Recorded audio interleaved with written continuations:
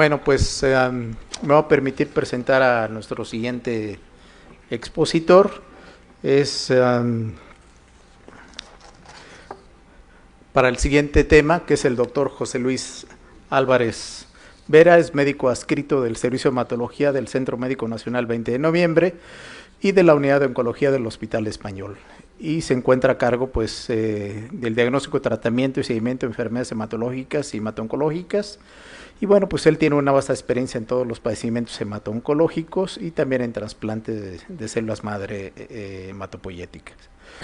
Y bueno, pues además de todo, José Luis pues es un excelente expositor y coloquialmente conocido como Joselo. Entonces, muchas gracias, Joselo.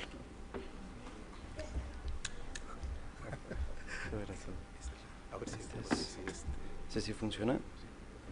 Okay. Bueno, buenas noches. Antes que todo, agradecer la invitación. Y bueno, siguiendo un poco con lo del caso que se presentó, que comentábamos el caso que presentó la doctora Estrada sobre un linfoma folicular, pues hemos hecho también una revisión. Esto es mi declaración de conflictos de intereses. La incidencia, bueno, pues estas sesiones del linfoma no Hodgkin, entonces hablar del linfoma difuso de células grandes B por parte del doctor y linfoma folicular como de la misma incidencia. En general se considera una enfermedad, ya voy a empezar como el doctor, en general es una enfermedad que se considera incurable, sin embargo, cada vez se ha mejorado la supervivencia libre de progresión con las nuevas drogas y los nuevos medicamentos. Ya comentaban en el análisis del caso sobre el FLIPI, que está publicado originalmente en el 2004, aquí pueden ver el número de pacientes 1795, y donde marcaban ya los factores pronósticos como edad, ANARBOR, hemoglobina, la DHL y los sitios nodales. Posteriormente es publicado el FLIPI-2 para el 2009, donde se agrega la beta-2 microglobulina como un marcador sérico, la edad en mayor de 60 años, los sitios nodales, el estadiaje con médula ósea positivo y la hemoglobina. Y aquí antes de pasar al siguiente punto, pueden ver ahí los pronósticos bueno, intermedio o malo, donde la sobrevida libre de progresión, o al menos que estaba a 3 años, comparado con el FLIPI-1, que es supervivencias a 5 y a 10 años, pues no habría mucha diferencia en utilizar FLIPI-1 o FLIPI-2 inicialmente. Después hay un tercero, que es el PRIMA-IPI, que es el que utilizan con médula ósea y beta-2 microglobulina, que realmente no ha dado ningún otro cambio en la clasificación.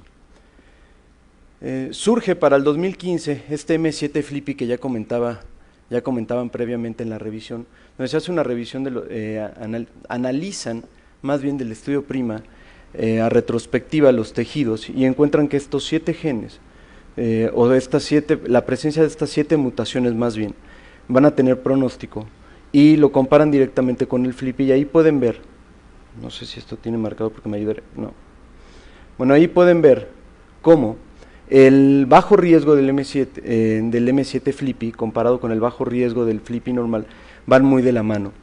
Posteriormente a esta clasificación que está publicada en el 2015, se hace este modelo predictivo de 23 genes donde hacen un análisis de estas mutaciones asociados o las mutaciones asociadas a estos genes, donde se habla de la apoptosis de linfocitos B, el daño a DNA, ciclo celular, y esto va tomando importancia porque al final de cuentas algunos de los que van a ver por ahí, CXR4 da resistencia a ibrutinib, por ahí hay otra FOX1, citando ahorita a la doctora Lome, no puse el estudio y tendré que hacer aquí una aclaratoria, no voy a ir más allá, porque presentamos nosotros un caso de con mutación TP53 y precisamente en Lugano presentaron el grupo del INCAN un estudio con 183 pacientes relacionados a virus de Epstein-Barr asociado a FOX01 y además a TP53, donde al final de cuentas y en los mismos artículos comentan que ya se sabe que la presencia de mutación de TP53 les va a dar mal pronóstico y sin embargo no se ha dado mayor dato, salvo abstract que está presentado en Lugano este año por el grupo del INCAN, pero aquí pueden ver cómo en el análisis también del estudio PRIMA, comparado los genes, la presencia de un mal pronóstico o la presencia de mutaciones en estos 23 genes, cómo cambia el pronóstico, la sobrevida libre de progresión de los pacientes. Esto es presentado en EJA este año, perdón, en el abstract 143, es un póster donde hacen una comparación de estas mutaciones presentes en los diferentes tratamientos y comparan el CHOP con CBP y la bendamustine y cómo cambia el pronóstico en aquellos pacientes que presentan esas mutaciones. Obviamente estos análisis retrospectivos, bueno, es prospectivo, pero el análisis sobre los genes es en los tejidos congelados, y encuentran obviamente la relación con estos genes que seguramente en un futuro vamos a tener como factores pronósticos, y ya tendremos que pelearnos quién nos va a hacer esas 23 mutaciones en el país para poder tener un pronóstico adecuado. Otro modelo, que está publicado posteriormente en el 2015, es el POD24, que es un factor, no es un factor, es un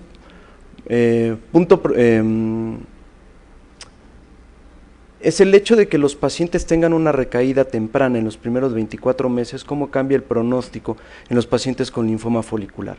Y aquí pueden ver en este estudio cómo analizaron con los pacientes que habían recibido el R-CHOP, cómo se comportaban los pacientes en la supervivencia global cuando tienen una recaída temprana, tomando en cuenta los 24 meses. Y esto ha tomado fuerza porque en los diferentes estudios que se han ido presentando, esto fue presentado ahora en Lugano en este año, donde el estudio SAC, que también hacen un análisis los suizos, con respecto al POD24, cómo cambia el pronóstico de los pacientes. Y así van a encontrar, porque les voy a presentar algunos de los estudios donde hemos ido encontrando, o más bien se ha ido encontrando, la relación de la recaída temprana, 24 meses, con la supervivencia global de los pacientes, que es peor. Estos factores, inclusive ya hay una publicación del 2017 donde comparan el POD24 junto con el M7 FLIPI y encuentran correlación. Sin embargo, después surge la relación con el 23 gen, con la mutación de los 23 genes, que todavía no se ha hecho relación directa con el POD24, que seguramente en un futuro vamos a encontrar esta relación. Comentaba el doctor sobre la progresión de los pacientes y hablar del tratamiento de linfoma folicular. Pues había que empezar de estadios localizados a estadios avanzados. Yo me voy a enfocar básicamente en estadios avanzados. Sigue siendo las guías del ESMO 2016, no han cambiado. Ustedes pueden ver ahí el pronóstico del estadio con FLIPI 1, FLIPI 2, si tiene síntomas o no tiene síntomas, y qué voy a escoger de tratamiento para los pacientes. Cuando tengo pacientes que requieren con una alta carga tumoral o que son sintomáticos y que requieren tratamiento, con primera línea ya viene R-bendamustine, R-CHOP, R-CBP, con primera línea inicialmente en las guías de ESMO, y ya sé que me van a pelear que hay por ahí las guías del NCCN para el 2019, y toda esta lista de tratamientos de primera línea que se pueden utilizar, incluyendo por ahí bendamustine, el CHOP, el CBP, la lenalidomida con el rituximab y el rituximab como monodroga. Dependiendo de las características clínicas, y ya podemos tomar en cuenta tanto el FLIPI 1, FLIPI 2, el M7 FLIPI si tenemos acceso, si tienen acceso al prima IPI que es beta 2 con médula ósea, podemos tomar una decisión del tratamiento. Pero ¿cuál es el tratamiento óptimo para el paciente con linfoma folicular? Sabemos que el rituximab, ya lo comentaba el doctor, es el único que había demostrado mejorar la sobrevida global de los pacientes, y existen muchas combinaciones, y ahí tienen todos los estudios que pueden surgir, que es el STIL, el BRIT, el FOLLOW, Gallium, Relevance, Gadolin, que son diferentes estudios que voy a tocar en este momento. De primera línea, cuando se utilizaba CBP y se agrega rituximab, aquí pueden ver las comparaciones desde el 2005, 2006 y 2008, donde se van sumando el hecho de darle rituximab a los pacientes, donde se mejoraba la sobrevida libre de progresión. No así encontraban en todos los estudios la supervivencia global, sin embargo, por ahí el primer estudio de CHOP contra CHOP-R, entre 90 y 85% de sobrevida global. El doctor Rumen en el 2013 presenta el primer estudio, el STIL, donde venda rituximab es comparado contra R-CHOP, y donde se puede ver que la sobrevida libre de progresión estaba en 84%, y debo ser franco, al principio pues, fue muy emocionante ver venda rituxi porque veíamos que eso sí iba a ser una curva, y les presentaré los resultados a largo plazo de ese estudio. Comparado RCBP contra R-CHOP, contra RFM, que es rituximab fludarabintojantrona. Este fue un estudio donde fue publicado en el 2013, inicialmente en un seguimiento a 3 años, con 167 pacientes, 164 y 169, y podrán ver que las tasas de respuesta a 3 años, la sobrevida libre de progresión, para R-CHOP era 68%, para el grupo que usaba fludarabina 63% y el CBP 52%, sin cambios en la sobrevida. Esta publicación es actualizada el año pasado, donde pueden ver las diferencias con respecto a el RCBP, R-CHOP y R-fludarabina, y a 8 años la supervivencia global del grupo es de 48%, el R-CHOP 49%, 52% para el grupo de fludarabina y el RCBP 42%. Al final la recomendación o la conclusión del grupo del doctor Federico es que el R-CHOP es la mejor opción, pese a que la sobrevida libre de progresión es menor por la mortalidad relacionada al tratamiento, en la que es mucho mayor con una P de 0.002 con respecto del fludarabina contra R-CHOP. Ya les comentaba yo de rituximab bendamustine, el estudio STIL NH1 trial, que lo que hicieron fue comparar bendamustina, rituximab, usando bendamustina 90 miligramos por metro cuadrado. Si le preguntan al doctor Rummel por qué 90, la respuesta que nos hizo una vez fue pues por tener estilo, porque no tenía realmente una idea de cuál iba a ser la dosis. Había empezado con 110, bajó a 100 y después dijo, bueno, si el estudio va a ser STIL, vamos a ponerle 90, y le atinó. Rituximab 375 contra R-CHOP. ¿Cuáles fueron los resultados? Aquí pueden ver la tasa de respuesta entre 92.7 y 91.3% en los pacientes. No había diferencia, debo aclarar que no había diferencia entre las características de los pacientes. En remisión completa 39.6 contra 30.0%, enfermedad estable y progresión. Esto fue la publicación en la actualización a 10 años, publicado después en el 2017. Recuerden que el primer estudio fue en 2013. Y cuando hacen la publicación a 10 años se empieza a ver esta meseta que ya se esperaba desde el primer estudio, donde venda rituximab, la sobrevida libre de progresión no se alcanza en media, y en 56 contra R-CHOP. Pero esto fue comparado con R-CHOP y ya comentábamos que se ha visto contra fludarabina, que tienen mejor respuesta pese a la toxicidad, y este es el estudio STIL NH2, que desde del 2013 empezó el doctor, que son pacientes en recaída, que comparó bendamustina rituximab contra fludarabina rituximab y lo publicó en el 2015. Los pacientes fueron recaídos desde el 2003. Aquí pueden ver que del linfoma folicular en la mayoría el 51% contra el 50%, incluidos también, como en el estudio STIL inicial, linfoma de células del manto, macroglobulinemia de Waldenström, linfoma de zona marginal y linfoma de linfocitos pequeños, el número de pacientes que fueron incluidos en cada estudio, y donde pueden ver que las tasas de respuesta comparados entre 114 y 105 pacientes que fueron los que llegaron a recibir tratamiento, va a favor de bendamustina rituximab contra fludarabina rituximab en los pacientes con recaídas refractarios tratados en este estudio. Pueden ver la curva, me decía mi maestro, algunos se los he dicho y algunos se han molestado, pero mi maestro me diría, lo tenía que decir, no se necesita ser brillante para ser hematólogo, José, y la gráfica lo muestra. Cómo hay diferencia en la sobrevida libre de progresión de los pacientes. Pueden ver ahí 34 meses contra 11.7 meses. Y en la sobrevida global, donde al inicio se pensaba que no iba a haber diferencia, y finalmente 109 meses contra 49 meses de sobrevida global de los pacientes.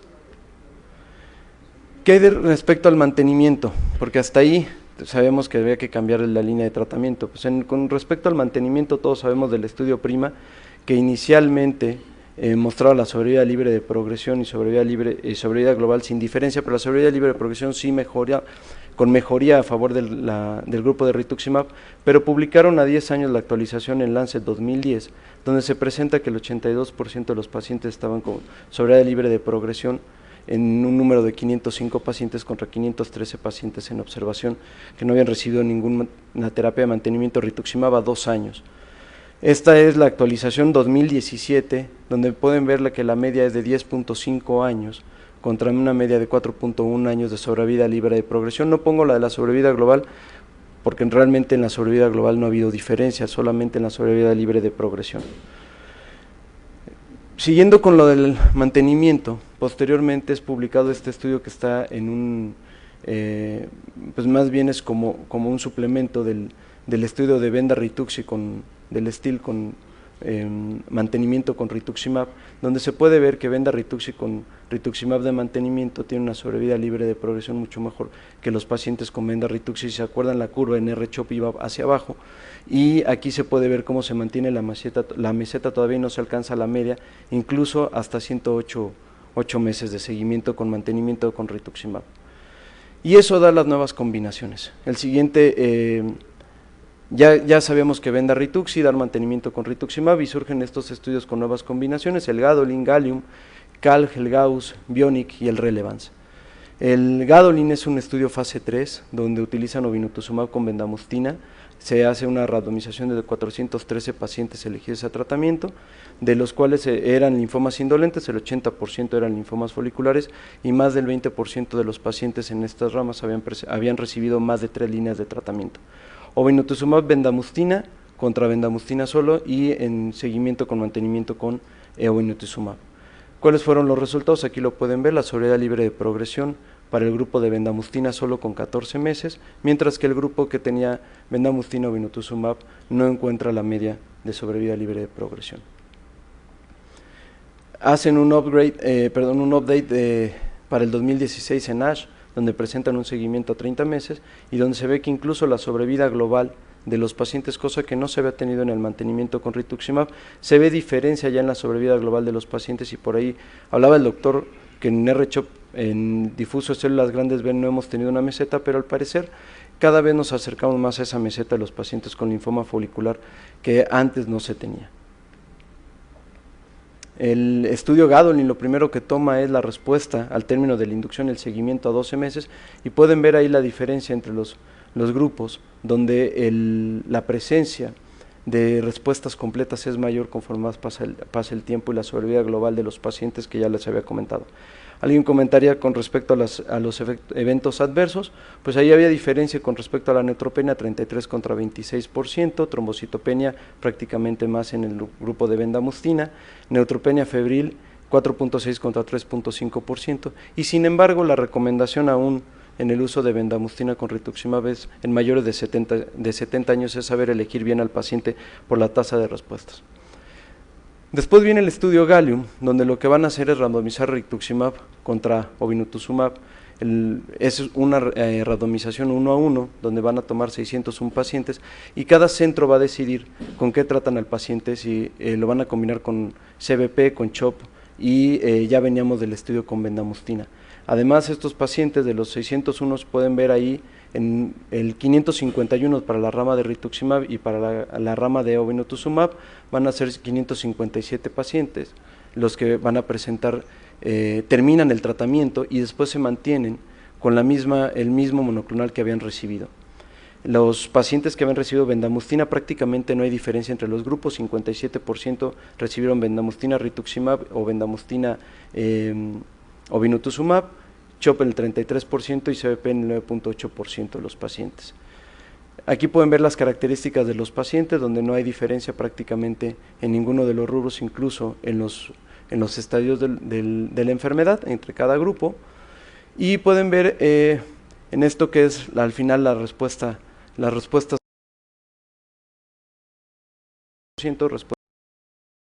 20%, progresión en 4 contra 2%, sin embargo pueden ver abajo a la izquierda donde se observa la sobrevida libre de progresión de 73 contra 80% con una P 0.001 a favor de la rama que tiene obinutuzumab. Estos pacientes siguen en seguimiento, la última publicación en The New England es del 2017, y en la sobrevida global no ha habido diferencia entre el uso de obinutuzumab y rituximab. Ya les comentaba yo que el POD24 está tomando mucho más importancia, porque ahora los estudios tienen, no es que tengan, pero están demostrando en aquellos pacientes que reciben su tratamiento, cómo les va a aquellos pacientes que recaen tempranamente, y pueden ver aquí los dos grupos. Este grupo, el que está en rojo, es el grupo que recae temprano en PO224, y la diferencia entre 82 y 98%. Esto fue publicado en ASH 2017, pero en Lugano este año presentaron como una diferencia del obinutuzumab utilizado obinutuzumab con bendamustine y mantenimiento con obinutuzumab versus rituximab, lo que demostraban es que en el POD24 cambiaba de 18 contra 9% de los pacientes y mejoraba la supervivencia libre de progresión, la supervivencia global de los pacientes con POD24. O sea, aquellos pacientes que tenían una recaída temprana les va mucho mejor con obinutuzumab que con rituximab, cosa que cuando uno busca el suplemento del estudio PRIMA, esa es la diferencia en la gráfica del POD24 que recientemente publicaron, donde se puede ver una línea muy tenue arriba, que son los pacientes que no tuvieron recaída temprana, y aquellos que tuvieron recaída temprana a 2 años, pues vean la sobrevida global cómo se cae. Esto lo demostraron ya en Lugano, no traigo la gráfica, pero los datos fueron ciertos, fueron contundentes a favor del obinutuzumab. Hablábamos de medir respuesta, y hay muchos factores, incluso por ahí puede surgir todo lo con respecto a el uso de PET pre-tratamiento y post-tratamiento, pues también la enfermedad mínima residual, que cada vez es más frecuente que empecemos a utilizar, y puede ver aquí los pacientes. Esto fue presentado en ASH en 2018, fue presentado en la actualización del estudio Gallium, con enfermedad mínima residual, cómo les va a los pacientes. Aquellos pacientes que tienen enfermedad mínima residual negativa les da mucho mejor que los pacientes con enfermedad mínima residual positiva al final del tratamiento. No nada más eso, obinutuzumab, lo que se ha sumado al tratamiento de primera línea, también lenalidomida rituximab. La primera presentación fue en ASH 2015, en el abstract 470, presentaron los primeros 30 pacientes con ciclo de 28 días, donde usaban lenalidomida de 20 miligramos de 1 a 21 días, con rituximab 375 miligramos. Y eso dio pie al estudio Relevance, que es un fase 3. Al mismo tiempo surgió este estudio donde compararon lenalidomida contra lenalidomida rituximab, y vean las curvas en pacientes con el linfoma no Hodgkin en recaída, linfoma folicular en recurrencia o recaída.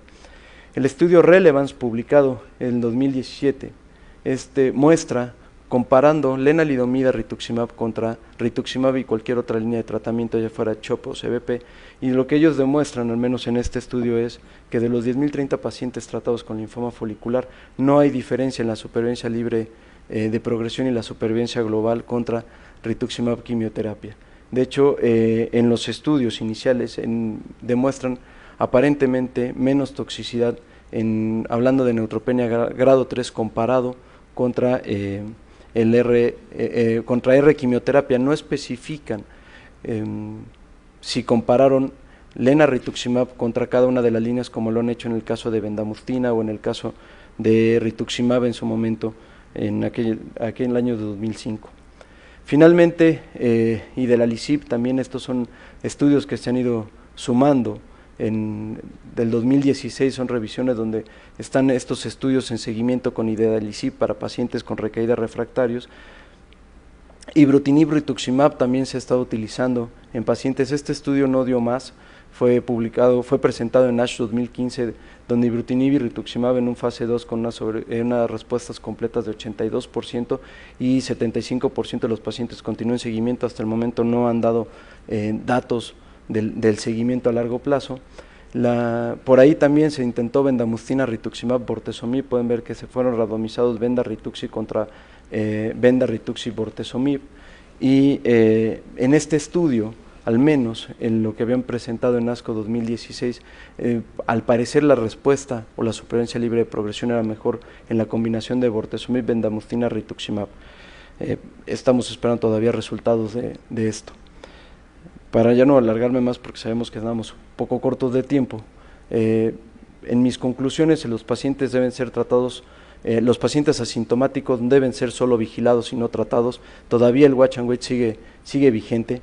Existen múltiples opciones de tratamiento. La combinación de obinutuzumab o rituximab depende del estatus del paciente. Hay que tomar en cuenta la recomendación que se da en cada artículo, que bendamustine rituximab en mayores de 70 años hay que tener mayor seguimiento del paciente por la neutropenia, y aún no se cuentan factores de riesgos claros para el linfoma folicular de alto grado definidos por POD24 pese al estudio de obinutuzumab, donde sí demuestran que mejora la sobrevida global. Todavía faltan muchos estudios porque dentro de estos POD24 podrían estar los mismos pacientes que comentábamos que tienen TP53 que presentaban, y por ahí hay un estudio también que presentó un póster presentó el grupo de la doctora Rivas, presentó un póster en EJA, donde estudiaron la recaída temprana asociada a citopenias prolongadas de rituximab, que al parecer los pacientes que tenían citopenias tardías a rituximab tienen mayor tasa de recaída. Entonces eso tendríamos que compararlos con el POD24 y finalmente con la unión de POD24 y la citogenética de los pacientes. Gracias.